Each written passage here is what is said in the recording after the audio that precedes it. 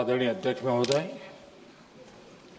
मैं आपका और सदन के सभी माननीय सदस्यों का हृदय से आभार व्यक्त करता हूं कि हमने इस महत्वपूर्ण अवसर पर एक सामूहिक चर्चा का रास्ता चुना है, जिस मंत्र ने, जिस जयघोष ने देश की आजादी के आंदोलन को ऊर्जा दी थी, प्रेरणा दी थी, त्याग और तपस्या का मार्ग दिखाया था, उस वंदे मातरम का पुण्य स्मरण करना इस सदन में हम सबका ये बहुत बड़ा सौभाग्य है। और हमारे लिए गर्व की बात है कि वंदे मातरम के 150 वर्ष निमित्त इस ऐतिहासिक अवसर के हम साक्षी बन रहे हैं।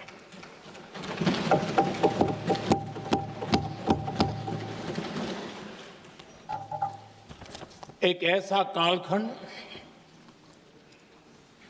जो हमारे सामने इतिहास की अनगिनत घटनाओं को अपने सामने लेकर के आता है। ये चर्चा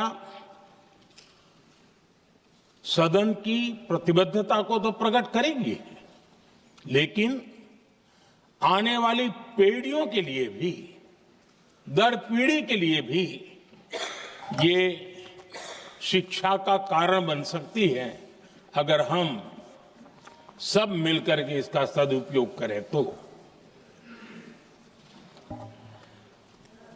आदरणीय अध्यक्ष जी, एक ऐसा कालखंड है जब इतिहास के कई प्रेरक अध्याय फिर से हमारे सामने उजागर हुए हैं। अभी अभी हमने हमारे संविधान के 75 वर्ष गौरवपूर्व मनाए हैं। आज देश सरदार वल्लभ भाई पटेल की और भगवान बिरसा मुंडा की 150वीं जयंती भी मना रहा है। और अभी अभी हमने गुरु तेग बहादुर के 350वां बलिदान दिवस भी मनाया। और आज हम वंदे मातरम की 150 वर्ष निमित्त सदन की एक सामूहिक ऊर्जा को, उसकी अनुभूति करने का प्रयास कर रहे हैं। वंदे मातरम 150 वर्ष की यात्रा अनेक पड़ावों से गुजरी है, लेकिन आदरणीय अध्यक्ष जी, वंदे मातरम का जब 50 वर्ष हुए तब देश गुलामी में जीने के लिए मजबूर था। और वंदे मातरम के 100 साल हुए तब देश आपातकाल की जंजीरों में जकड़ा हुआ था।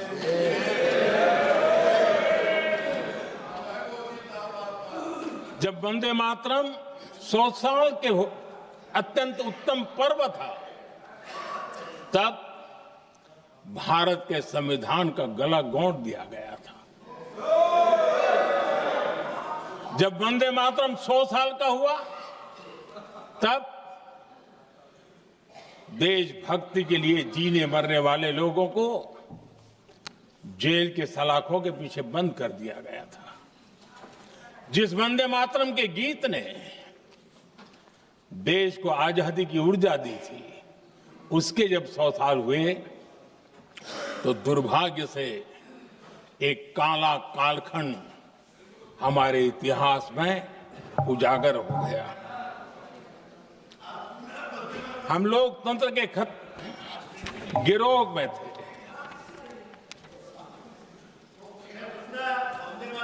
आदरणीय अध्यक्ष जी, 150 वर्ष उस महान अध्याय को, उस गौरव को पुनः स्थापित करने का अवसर है और मैं मानता हूं सदन ने भी और देश ने भी इस अवसर को जाने नहीं देना चाहिए। यही वंदे मातरम है जिसने 1947 में देश को आजादी दिलाई। स्वतंत्रता संग्राम का भावात्मक नेतृत्व इस वंदे मातरम के जयघोष में था।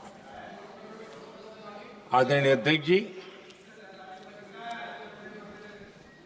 आपके समक्ष आज जब मैं वंदे मातरम 150 निमित्त चर्चा के लिए आरंभ करने खड़ा हुआ हूं, यहां कोई पक्ष प्रतिपक्ष नहीं है, क्योंकि हम सब यहां जो बैठे हैं एक्चुअली हमारे लिए रण स्वीकार करने का अवसर है कि जिस वंदे मातरम के कारण लक्षावधि लोग आजादी का आंदोलन चला रहे थे और उसी का परिणाम है कि आज हम सब यहां बैठे हैं। और इसलिए हम सभी सांसदों के लिए, हम सभी जनप्रतिनिधियों के लिए वंदे मातरम के रण स्वीकार करने का ये पावन पर्व है।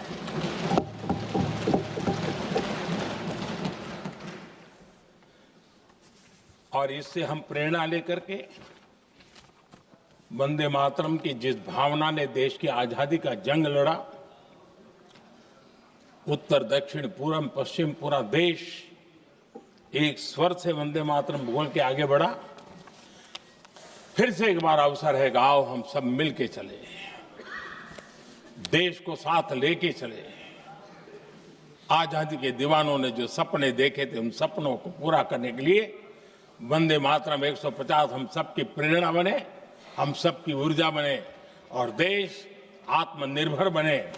2047 में विकसित भारत बना करके हम रहे, इस संकल्प को दोहराने के लिए ये वंदे मातरम हमारे लिए एक बहुत बड़ा अवसर है। आदरणीय अध्यक्ष जी, दादा तबीयत तो ठीक है ना? नहीं, कभी कभी इस उम्र में हो जाता है। आदरणीय अध्यक्ष जी, वंदे मातरम की इस यात्रा की शुरुआत बंकिम चंद्र जी ने 1875 में की थी और गीत ऐसे समय लिखा गया था जब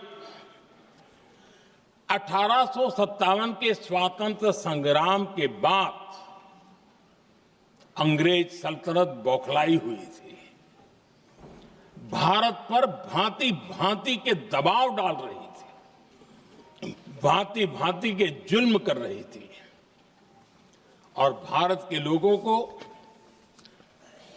मजबूर किया जा रहा था अंग्रेजों के द्वारा।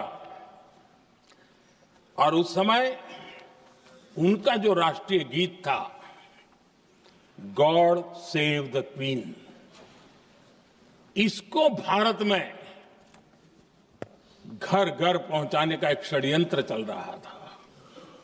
ऐसे समय बंकिम दा ने चुनौती दी और ईंट का जवाब पत्थर से दिया और उसमें से वंदे मातरम का जन्म हुआ।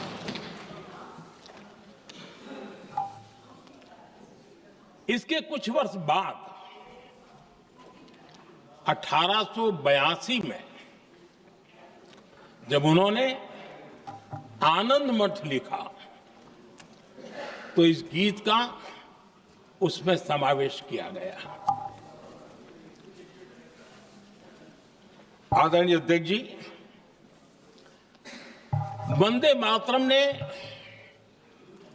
उस विचार को पुनर्जीवित किया था जो हजारों वर्ष से भारत की रग रग में रचा बसा था। उसी भाव को, उसी संस्कारों को, उसी संस्कृति को, उसी परंपरा को उन्होंने बहुत ही उत्तम शब्दों में, उत्तम भाव के साथ वंदे मातरम के रूप में हम सबको बहुत बड़ी सौगात दी थी। वंदे मातरम ये सिर्फ केवल राजनीतिक आजादी की लड़ाई का मंत्र नहीं था। सिर्फ हम अंग्रेज जाए और हम खड़े हो जाएं, अपने राह पर चले, इतने मात्र तक वंदे मातरम प्रेरित नहीं करता था, उससे कहीं आगे था। आजादी की लड़ाई इस मातृभूमि को मुक्त कराने का भी जंग था। अपनी मां भारती को उन बेड़ियों से मुक्ति दिलाने का एक पवित्र जंग था। और वंदे मातरम की पृष्ठभूमि हम देखें, उसके संस्कार सरिता देखें, तो हमारे यहां वेद काल से एक बात बार बार हमारे सामने आई है। जब वंदे मातरम कहते हैं तो वही वेद काल की बात हमें याद आती है। वेद काल से कहा गया है, माता भूमि ही पुत्रो अहम पृथिव्याः, अर्थात ये भूमि मेरी माता है और मैं पृथ्वी का पुत्र हूं। आदरणीय अध्यक्ष जी, यही वो विचार है जिसको प्रभु श्री राम ने भी लंका के वैभव को छोड़ते हुए कहा था, जननी जन्मभूमिश्च स्वर्गादपि गरीयसी।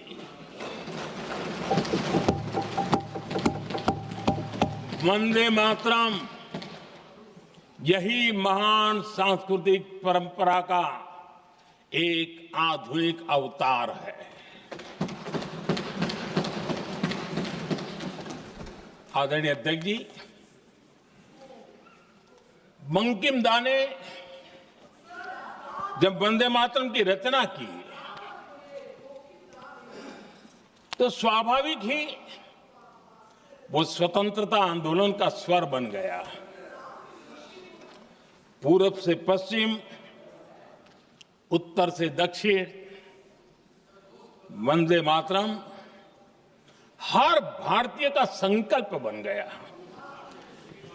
इसलिए वंदे मातरम की स्तुति में लिखा गया था,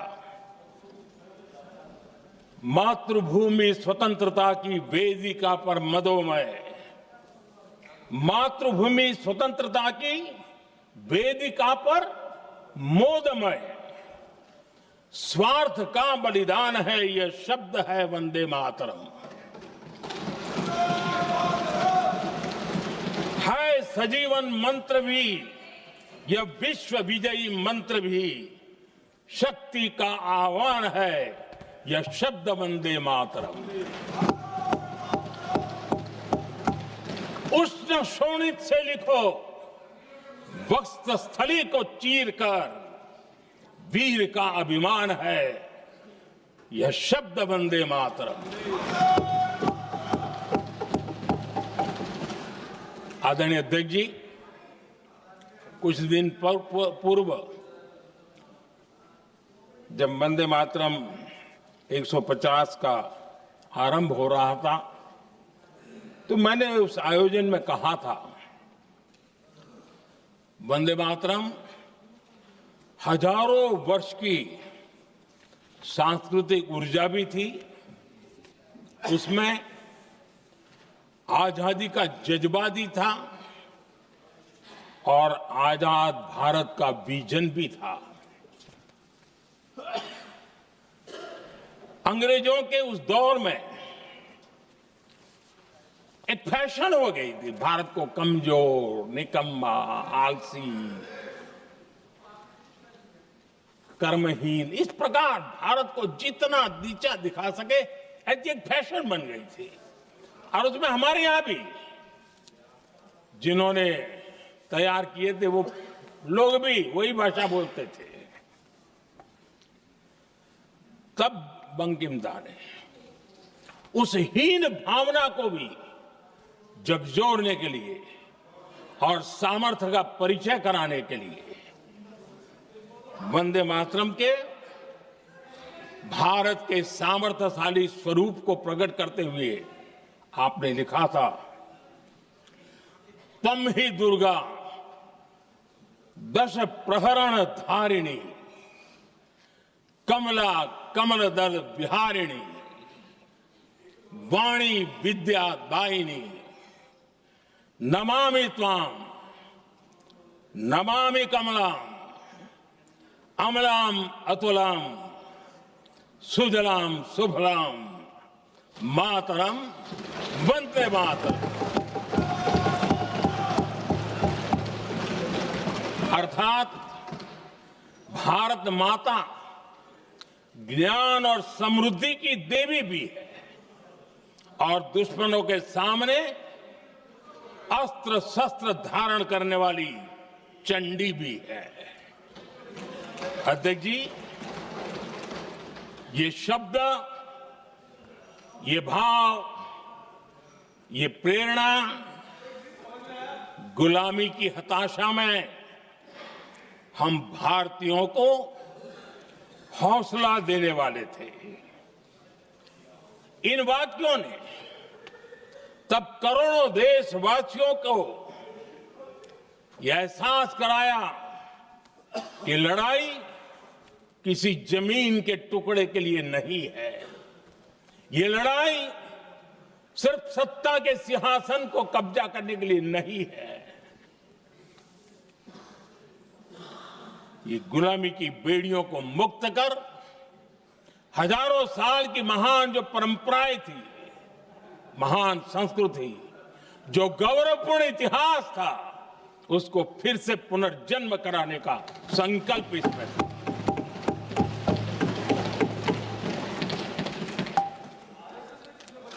आदरणीय अध्यक्ष जी,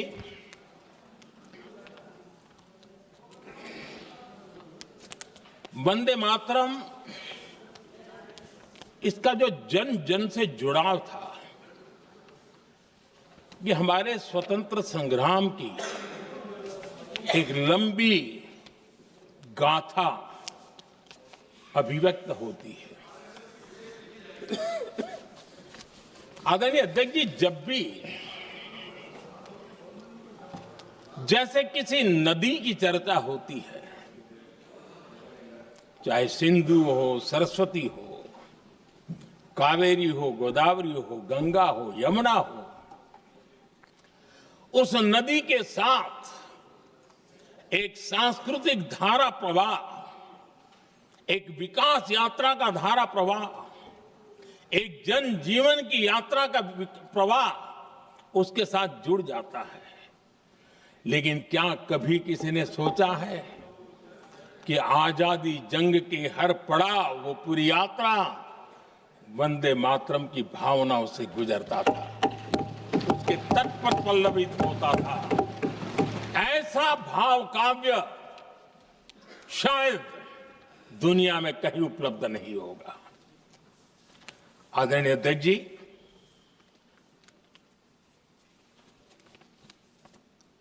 अंग्रेज समझ चुके थे कि 1857 के बाद लंबे समय तक भारत में टिकना उनके लिए मुश्किल लग रहा था। और जिस प्रकार से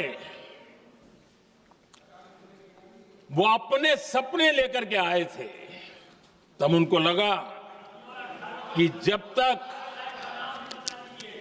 तक भारत को बांटेंगे नहीं, जब तक भारत को टुकड़ों में नहीं बांटेंगे, भारत में ही लोगों को एक दूसरे से लड़ाएंगे नहीं, तब तक यहां राज करना मुश्किल है। और अंग्रेजों ने बांटो और राज करो इस रास्ते को चुना और उन्होंने बंगाल को इसकी प्रयोगशाला बनाया, क्योंकि अंग्रेज भी जानते थे वो एक वक्त था जब बंगाल का बौद्धिक सामर्थ्य देश को दिशा देता था, देश को ताकत देता था, देश को प्रेरणा देता था।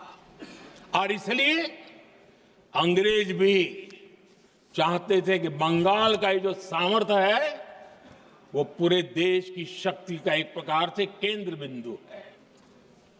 और इसलिए अंग्रेजों ने सबसे पहले बंगाल के टुकड़े करने की दिशा में काम किया और अंग्रेजों का मानना था कि एक बार बंगाल टूट गया तो ये देश भी टूट जाएगा और वो यावत चंद्र दिवाकरो राज करते रहेंगे, ये इनकी सोच थी।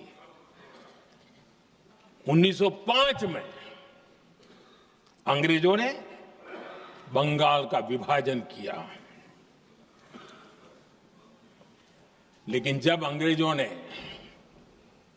1905 में ये पाप किया तो वंदे मातरम चट्टान की तरह खड़ा रहा। बंगाल की एकता के लिए वंदे मातरम गली गली का नाद बन गया था और वही नारा प्रेरणा देता था। अंग्रेजों ने बंगाल विभाजन के साथ ही भारत को कमजोर करने के बीच और अधिक बोने की दिशा पकड़ ली थी, लेकिन वंदे मातरम एक स्वर एक सूत्र के रूप में अंग्रेजों के लिए चुनौती बनता गया और देश के लिए चट्टान बनता गया। आदरणीय अध्यक्ष जी, बंगाल का विभाजन तो हुआ, लेकिन एक बहुत बड़ा स्वदेशी आंदोलन खड़ा हुआ और तब वंदे मातरम हर तरफ गूंज रहा था। अंग्रेज समझ गए थे कि बंगाल की धरती से निकला बंकिम दा का ये भाव सूत्र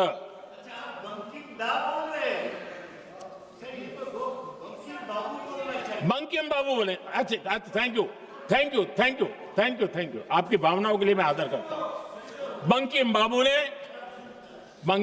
ने थैंक यू दादा, थैंक यू। हाँ, आपको तो दादा कह सकता हूं ना,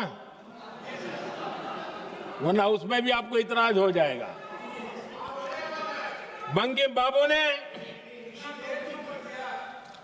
ये जो भाव विश्व तैयार किया था, उनके भाव गीत के द्वारा उन्होंने अंग्रेजों को हिला दिया और अंग्रेजों ने देखिए कितनी कमजोरी होगी और इस गीत की ताकत कितनी होगी। अंग्रेजों ने उसको कानूनी रूप से प्रतिबंध लगाने के लिए मजबूर होना पड़ा था। गाने पर सजा, छापने पर सजा, इतना ही नहीं, वंदे मातरम शब्द बोलने पर भी सजा। इतने कठोर कानून लागू कर दिए गए थे। हमारे देश की आजादी के आंदोलन में सैकड़ों महिलाओं ने नेतृत्व किया, लक्षावधि महिलाओं ने योगदान दिया। एक घटना का मैं जिक्र करना चाहता हूं। 22 साल में वंदे मातरम गाने पर सर्वाधिक जुल्म हुए थे। वो बारिशाल आज भारत का हिस्सा नहीं रहा है और उस समय बारिशाल की हमारी माताएं, बहनें, बच्चे मैदान में उतरी थी वंदे मातरम के स्वाभिमान के लिए। इस प्रतिबंध के विरोध में लड़ाई के मैदान में उतरी थी और तब बारिशाल की एक वीरांगना श्रीमती सरोजिनी बोस, जिन्होंने उस जमाने में वहां की भावना को देखिए और उन्होंने कहा था कि वंदे मातरम जो प्रतिबंध लगा है, जब तक ये प्रतिबंध नहीं हटता है मैं अपनी चूड़ियां जो पहनती हूं निकाल दूंगी। भारत में वो एक जमाना था, चूड़ी निकालना यानी महिला के जीवन की बहुत बड़ी घटना हुआ करती, लेकिन उनके लिए वंदे मातरम की वो भावना थी। उन्होंने अपनी सोने की चूड़ियां, जब तक वंदे मातरम प्रतिबंध नहीं हटेगा मैं दोबारा नहीं धारण करूंगी, ऐसा बड़ा व्रत ले लिया था। हमारे देश के बालक भी पीछे नहीं रहे थे। उनको कोड़े की सजा होती थी, छोटी छोटी उम्र में उनको जेल में बंद कर दिया जाता। और उन दिनों खास करके बंगाल की गलियों में लगातार वंदे मातरम के लिए प्रभात फेरियां निकलती थी। अंग्रेजों के नाको दम कर दिया था। और उस समय गीत गूंजता था बंगाल में, जाए जाबे जीवनो चोले, जाए जाबे जीवनो चोले, जोगो तो माजे तोमार काजे, वंदे मातरम बोले। अर्थात हे मां, संसार में तुम्हारा काम करते और वंदे मातरम कहते जीवन भी चला जाए तो वो जीवन भी धन्य है। ये बंगाल की गलियों में बच्चे कह रहे हैं। ये गीत उन बच्चों की हिम्मत का स्वर था और उन बच्चों की हिम्मत ने देश को हिम्मत दी थी। बंगाल की गलियों से निकली आवाज देश की आवाज बन गई थी।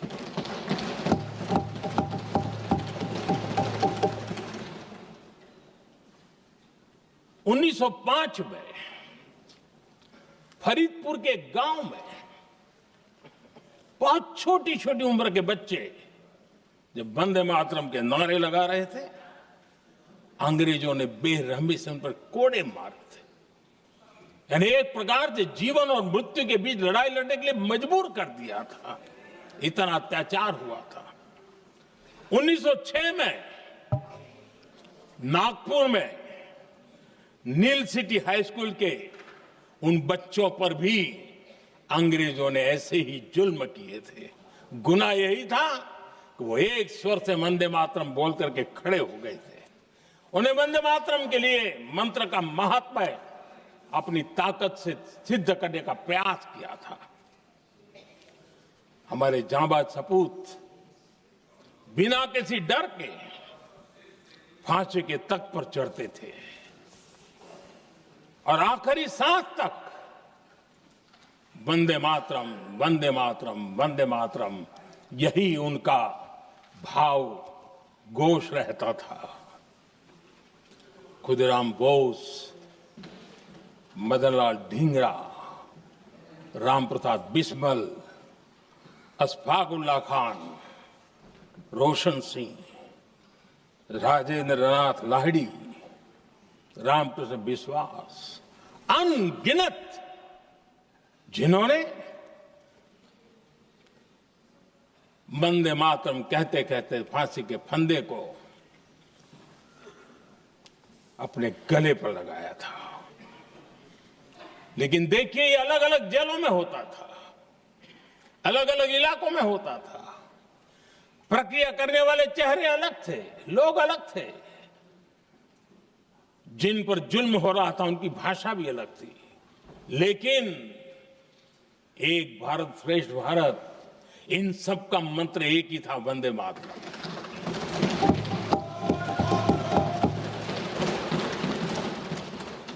चटगांव की स्वराज क्रांति, जिन युवाओं ने अंग्रेजों को चुनौती दी, वे भी इतिहास के चमकते हुए नाम है।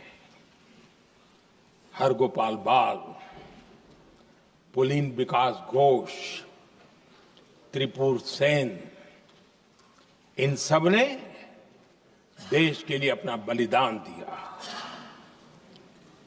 मास्टर सूर्यसेन को 1934 में जब फांसी दी गई, तब उन्होंने अपने साथियों को एक पत्र लिखा और पत्र में एक ही शब्द की गूंज थी और वो शब्द था वंदे मातरम।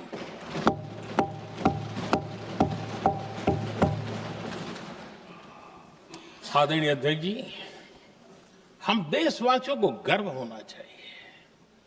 दुनिया के इतिहास में कहीं पर भी ऐसा कोई काव्य नहीं हो सकता, ऐसा कोई भावगीत नहीं हो सकता जो सदियों तक एक लक्ष्य के लिए कोटि कोटि जनों को प्रेरित करता हो और जीवन आहूत करने के लिए निकल पड़ते हो। दुनिया में ऐसा कोई भावगीत नहीं हो सकता जो वंदे मातरम। पूरे विश्व को पता होना चाहिए कि गुलामी के कालखंड में भी ऐसे लोग हमारे यहां पैदा होते थे जो इस प्रकार के भावगीत की रचना कर सकते थे। ये विश्व के लिए अजूबा है, हमें गर्व से कहना चाहिए, तब दुनिया भी मानना शुरू करेगी। ये हमारी स्वतंत्रता का मंत्र था, ये बलिदान का मंत्र था, ये ऊर्जा का मंत्र था, ये सात्विकता का मंत्र था, ये समर्पण का मंत्र था, ये त्याग और तपस्या का मंत्र था, संकटों को सहने का सामर्थ्य देने का ये मंत्र था, और वो मंत्र वंदे मातरम था। और इसलिए गुरुदेव रविंद्रनाथ टैगोर ने लिखा था, उन्होंने लिखा था, एकी सूत्रे बांधी आछी सोहोस्टोटी मौन, एक ही कार्य सौंपी आछी सहस्त्र जीवन वंदे मातरम। अर्थात एक सूत्र में बंधे हुए सहस्त्र मन, एक ही कार्य में अर्पित सहस्त्र जीवन वंदे मातरम। ये रविंद्रनाथ टैगोर जी ने लिखा। आदरणीय अध्यक्ष जी, उसी कालखंड में वंदे मातरम की रिकॉर्डिंग दुनिया के अलग अलग भागों में पहुंची और लंदन में जो क्रांतिकारियों की एक प्रकार से तीर्थ भूमि बन गया था, वो लंदन का इंडिया हाउस, वीर सावरकर जी ने वहां वंदे मातरम गीत, और वहां ये गीत बार बार गूंजता था।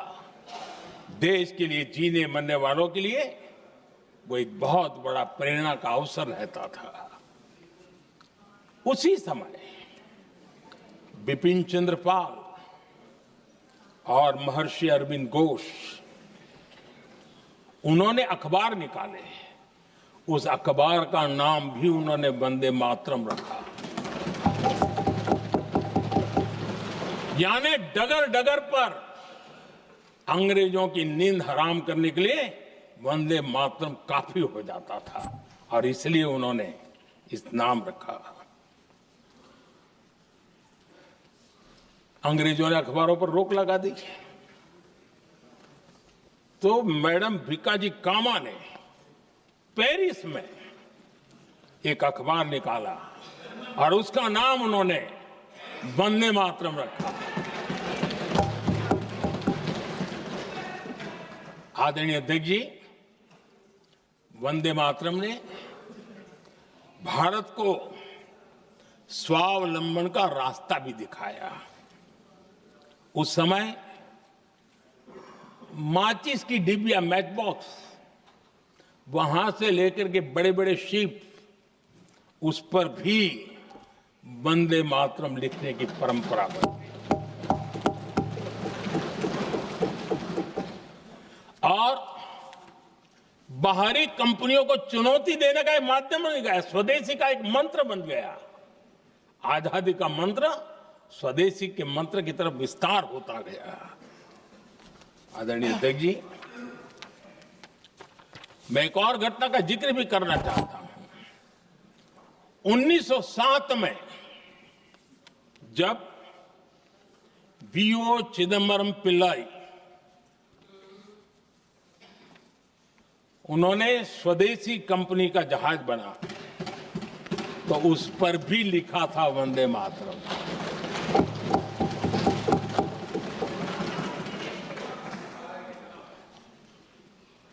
राष्ट्र कवि सुब्रमण्य भारती ने वंदे मातरम को तमिल में अनुवाद किया, स्तुति गीत लिखे। उनके कई तमिल देशभक्ति गीतों में वंदे मातरम की श्रद्धा साफ साफ नजर आती है।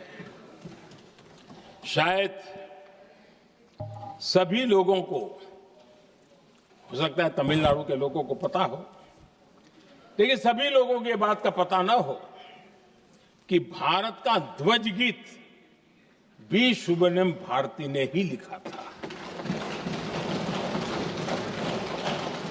उस ध्वज गीत का वर्णन, जिस पर वंदे मातरम लिखा हुआ था, तमिल में इस ध्वज गीत का शीर्षक था ताइन माणी कोड़ी पारीर, तालंदु पणिंदु पुलहिंद्रु वारीर। अर्थात देश प्रेमियों, दर्शन कर लो, सविनय अभिनंदन कर लो, मेरी मां की दिव्य ध्वजा का वंदन कर लो।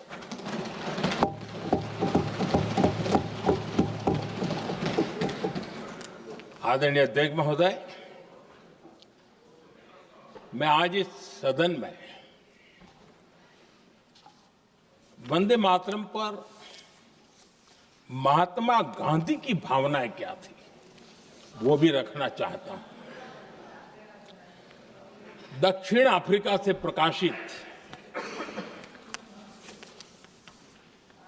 एक साप्ताहिक पत्रिका निकलती थी, इंडियन ओपिनियन, और इस इंडियन ओपिनियन में महात्मा गांधी ने 2 दिसंबर 1905 जो लिखा था, उसको मैं कोट कर रहा हूं। उन्होंने लिखा था, महात्मा गांधी ने लिखा था, गीत वंदे मातरम जिसे बंकिम चंद्र ने रचा है, पूरे बंगाल में अत्यंत लोकप्रिय हो गया है। स्वदेशी आंदोलन के दौरान बंगाल में विशाल सभाएं हुई, जहां लाखों लोग इकट्ठा हुए और बंकिम का यह गीत गाया। गांधी जी आगे लिखते हैं, ये बहुत महत्वपूर्ण है। वो लिखते हैं, ये 1905 की बात है। उन्होंने लिखा, यह गीत इतना लोकप्रिय हो गया है जैसे ये हमारा नेशनल एंथम बन गया है।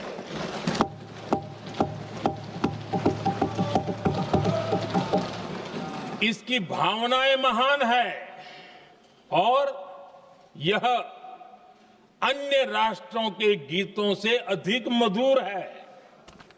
इसका एकमात्र उद्देश्य हम में देशभक्ति की भावना जगाना है। यह भारत को मां के रूप में देखता है और उसकी स्तुति करता है। अध्यक्ष जी, जो वंदे मातरम 1905 में महात्मा गांधी को नेशनल एंथम के रूप में दिखता था, देश के हर कोने में, हर व्यक्ति के जीवन में जो भी देश के लिए जीता जानता, देश के लिए जागता था, उन सब के लिए वंदे मातरम की ताकत बहुत बड़ी थी। वंदे मातरम इतना महान था, जिसकी भावना इतनी महान थी, तो फिर पिछली सदी में इसके साथ इतना बड़ा अन्याय क्यों हुआ?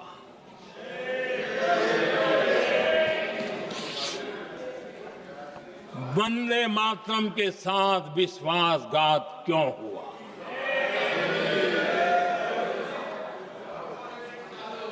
ये अन्याय क्यों हुआ? वो कौन सी ताकत थी जिसकी इच्छा खुद पूज्य बापू की भावनाओं पर भी भारी पड़ गई, जिसने वंदे मातरम जैसी पवित्र भावना को भी विवादों में घसीट दिया? मैं समझता हूं कि आज जब हम वंदे मातरम के 150 वर्ष का पर्व मना रहे हैं, चर्चा कर रहे हैं, तो हमें उन परिस्थितियों को भी हमारी नई पीढ़ियों को जरूर बताना हमारा दायित्व है, जिससे के वजह से वंदे मातरम के साथ विश्वासघात किया गया। वंदे मातरम के प्रति मुस्लिम लीग की विरोध की राजनीति तेज होती जा रही थी। मोहम्मद अली जिन्ना ने लखनऊ से 15 अक्टूबर 1937 को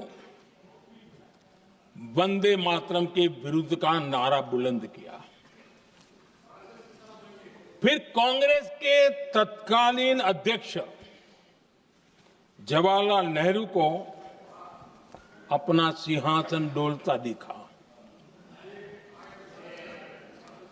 बजाय कि नेहरू जी मुस्लिम लीग के आधारहीन बयानों को तगड़ा जवाब देते, करारा जवाब देते, मुस्लिम लीग के बयानों की निंदा करते,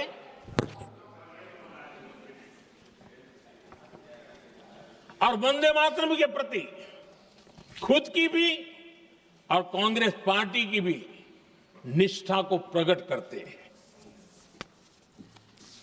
लेकिन उल्टा हुआ। वो ऐसा क्यों कर रहे, वो तो पूछा ही नहीं, न जाना, लेकिन उन्होंने वंदे मातरम की ही पड़ताल शुरू कर दी। जिन्ना के विरोध के 5 दिन बाद ही 20 अक्टूबर को नेहरू जी ने नेताजी सुभाष बाबू को चिट्ठी लिखी। उस चिट्ठी में जिन्ना की भावना से नेहरू जी अपनी सहमति जताते हुए कि वंदे मातरम की, ये जो उन्होंने सुभाष बाबू को लिखा है, वंदे मातरम की आनंद मठ वाली पृष्ठभूमि मुसलमानों को इरिटेट कर सकती है। मैं नेहरू जी का कोट पढ़ता हूं। नेहरू जी कहते हैं, मैंने वंदे मातरम गीत का बैकग्राउंड पढ़ा है।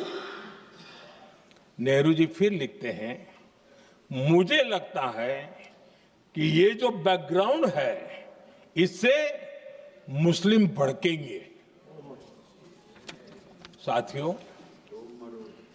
इसके बाद कांग्रेस की तरफ से बयान आया कि 26 अक्टूबर से कांग्रेस कार्य समिति की एक बैठक कोलकाता में होगी, जिसमें वंदे मातरम के उपयोग की समीक्षा की जाएगी। बंकिम बाबू का बंगाल, बंकिम बाबू का कोलकाता, और उसको चुना गया और वहां पर समीक्षा करना तय किया। पूरा देश हतप्रभ था, पूरा देश हैरान था। पूरे देश में देशभक्तों ने इस प्रस्ताव के विरोध में देश के कोने कोने में प्रभात फेरियां निकाली, वंदे मातरम गीत गाया। लेकिन देश का दुर्भाग्य कि 26 अक्टूबर को कांग्रेस ने वंदे मातरम पर समझौता कर लिया।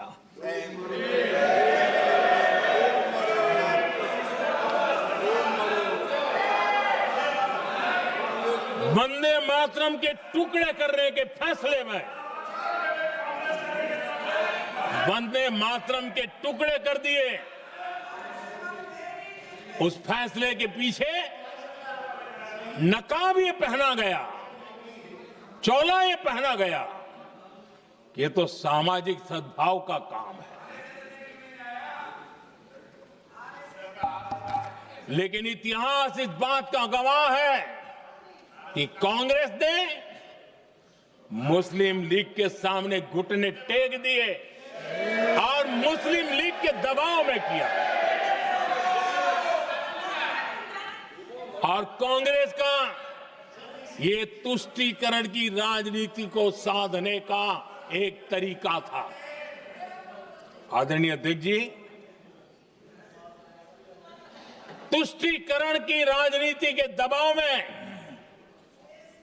कांग्रेस वंदे मातरम के बंटवारे के लिए झुकी। इसलिए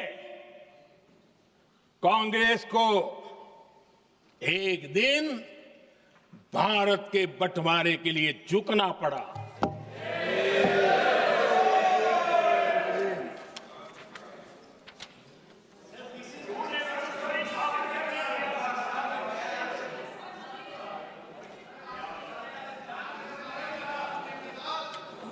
मुझे लगता है कांग्रेस ने आउटसोर्स कर दिया है।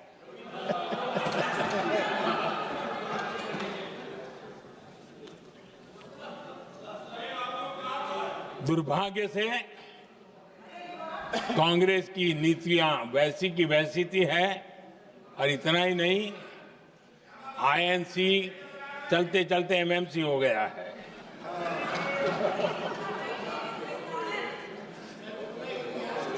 आज भी कांग्रेस और उसके साथी और जिन जिन के नाम साथ कांग्रेस जुड़ा हुआ है, सब वंदे मातरम पर विवाद खड़ा करने की कोशिश करते हैं। आदरणीय अध्यक्ष महोदय, किसी भी राष्ट्र का चरित्र, उसकी जीवटता, उसके अच्छे कालखंड से ज्यादा जब चुनौतियों का कालखंड होता है, जब संकटों का कालखंड होता है, तब प्रकट होती है, उजागर होती है और सच्चे अर्थ में कसौटी से कसी जाती है। जब कसौटी का काल आता है, तब ही ये सिद्ध होता है कि हम कितने दृढ़ हैं, कितने सशक्त हैं, कितने सामर्थ्यवान हैं। 1947 में देश आजाद होने के बाद देश की चुनौतियां बदली, देश की प्राथमिकताएं बदली, लेकिन देश का चरित्र, देश की जीवटता वही रही, वही प्रेरणा मिलती रही। भारत पर जब जब संकट आए, देश हर बार वंदे मातरम की भावना के साथ आगे बढ़ा।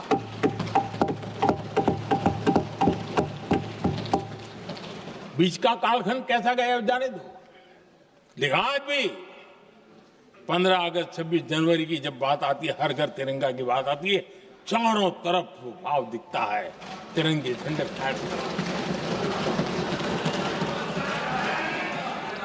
एक जमाना था जब देश पर खाद्य का संकट आया, वही वंदे मातरम का भाव था।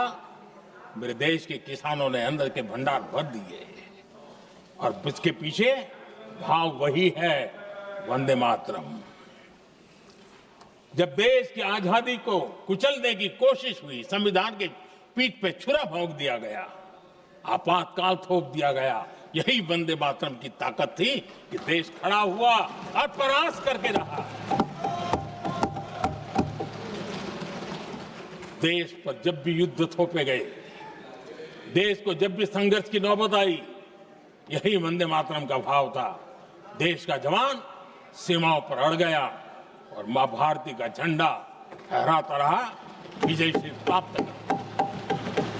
कोरोना जैसे वैश्विक महासंकट आया, यही देश उसी भाव से खड़ा हुआ, उसको भी परास्त करके आगे बढ़ गया। आदरणीय अध्यक्ष जी, यह राष्ट्र की शक्ति है, यह राष्ट्र को भावनाओं से जोड़ने वाला सामर्थ्यवान एक ऊर्जा प्रवाह है, ये चेतना प्रवाह है, ये संस्कृति की अविरल धारा का प्रतिबिंब है, उसका प्रकटीकरण है। ये वंदे मातरम हमारे लिए सिर्फ स्मरण करने का काल नहीं, एक नई ऊर्जा, नई प्रेरणा का लेने का काल बन जाए और हम उसके लिए प्रति समर्पित होते चले। और मैंने पहले कहा, हम लोगों पर तो कर्ज है वंदे मातरम का, वही वंदे मातरम है जिसने वो रास्ता बनाया, जिस रास्ते से हम यहां पहुंचे हैं, और इसलिए हमारा कर्ज बनता है।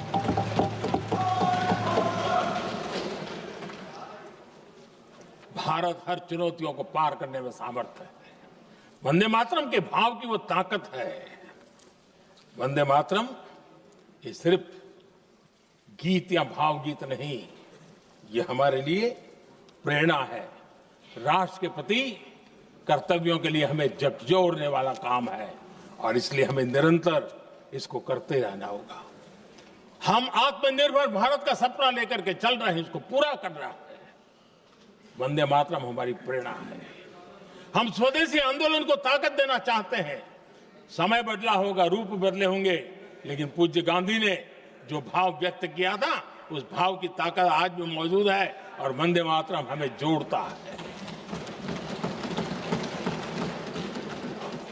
देश के महापुरुषों का सपना था स्वतंत्र भारत का। देश की आज की पीढ़ी का सपना है समृद्ध भारत का। आजाद भारत का सपने को सिंचा था वंदे भारत की भावना है, वंदे मातरम की भावना ने। समृद्ध भारत के सपने को सिंचेगा वंदे मातरम की भावना। उसी भावना को लेकर के हमें आगे चलना है और हमें आत्मनिर्भर भारत बनाना।